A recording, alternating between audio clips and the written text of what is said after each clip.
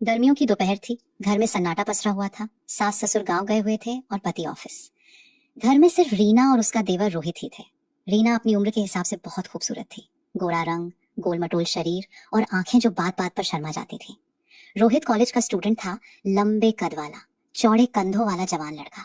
रीना रसोई में खड़ी चाय बना रही थी। उसकी साड़ी की पल्लू थोड़ी सी सरक गई थी और पीठ का ऊपरी हिस्सा नजर आने लगा था। रोहित पीछे से आया और चुपचाप खड़ा हो गया। भाभी, चाय तैयार है? उसकी आवाज में हल्की सी गुनगुनाहट थी। रीना मुड़ी तो उसकी नजर रोहित की छाती पर पड़ी, जो टी शर्ट के अंदर कसी हुई थी। वो जल्दी से पल्लू ठीक करते हुए बोली, हाँ अभी देती हूँ। रोहित ने एक कदम आगे बढ़ाया।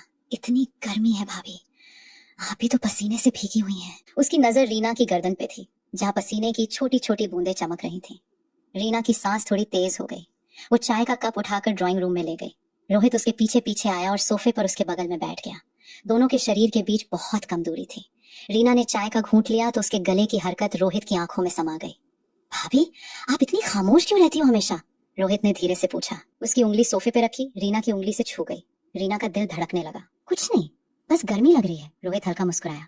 तो पंखा तेज कर दो, कहकर वो उठा और पंखे की स्पीड बढ़ा दी। हवा के झोंके से रीना की साड़ी का पल्लू फिर सरक गया। इस बार उसकी ब्लाउज की गहरी नेकलाइन साफ दिख रही थी। रोहित की निगाहें वहीं अटक गईं। रीना ने पल्लू ठीक किया, लेकिन जानबूझकर थोड़ा सा ढीला छोड़ दिया। वो जानती थी कि रोहित देख रहा है। उसके अंदर एक अजीब सी हलचल हो रही थी, शर्म और उत्सुकता का मिश्रण।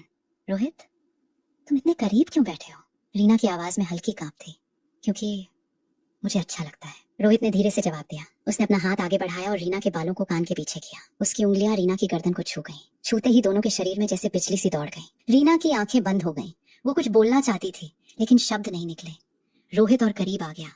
उसकी सांस रीना के गाल पर महसूस हो रही थी। भाभी, क्या मैं? रोहित अधूरा वाक्य छोड़कर रुक गया। रीना ने धीरे से आंखें खोली।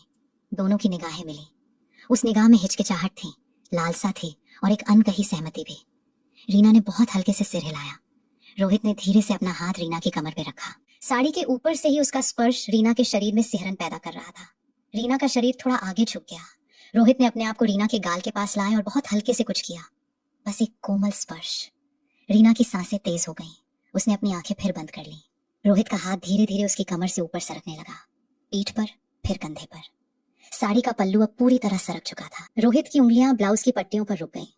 रोहित, धीरे, रीना ने फुसफुसाते हुए कहा, लेकिन उसका स्वर मना करने वाला नहीं था। रोहित ने समझ लिया। उसने पट्टियों को नहीं हटाया, बस उंगलियों से हल्के हल्के सहलाया। रीना का शरीर कांप उठा। वो रोहित की छाती की तरफ झुक गई। दोनों के शरीर अब एक दूसरे से सटे हुए थे।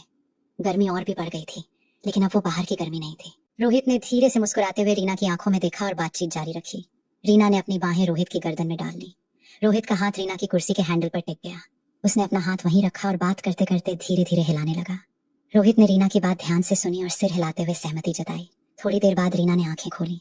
उसके गाल लाल थे, होंठ थोड़े सूजे हुए। वो रोहित को देखकर मुस्कुराई, एक शर्मीली लेकिन संतुष्ट मुस्कान। अब उठो, चाय ठंडी हो गई होगी, उसने कहा, लेकिन उसकी आवाज में अभी भी वो कांप बाकी थी। रोहित हंस पड़ा। उसने रीना के माथे पर एक हल्का चुंबन दिया और उठा। जैसी आज्ञा भाभी। रीना भी उठी। उसकी साड़ी अभी भी थोड़ी बिखरी हुई थी। वो बाथरूम की तरफ गई, लेकिन जाने से पहले एक बार पीछे मुड़कर रोहित को देखा। दोनों की निगाहों में एक अनकहा वादा था कि ये सिर्फ शुरुआत है। शाम होते होते सास ससुर आ गए। घर फिर से सामान्य लगने लगा, लेकिन रीना और रोहित की आंखों में वो दोपहर अभी भी जिंदा थी। रात को जब सब सो गए तो रीना अपने कमरे में लेटी हुई छत को देख रही थी। उसके शरीर में अभी भी वो सिहरन बाकी थी। दूसरे दिन सुबह रोहित कॉलेज जाने लगा तो रीना ने उसके लिए नाश्ता पैक किया। पैकेट देते समय दोनों के हाथ एक पल के लिए छू गए। रीना ने धीरे से कहा, जल्दी आना। रोहित मुस्कुराया, जरूर भाभी। और इस तरह उस गर्म दोपहर की हल्की सी आग दोनों के बीच सुलगती रही, कभी आंखों में, कभी छूने में, कभी अधूरे वाक्यों में। कोई सीमा पार नहीं हुई थी, लेकिन दोनों जान गए थे कि उनके बीच अब सिर्फ रिश्ते का बंधन नहीं, एक और भाव भी था, जो धीरे धीरे, हल्के हल्के उनके अंदर गहरा होता जा रहा था।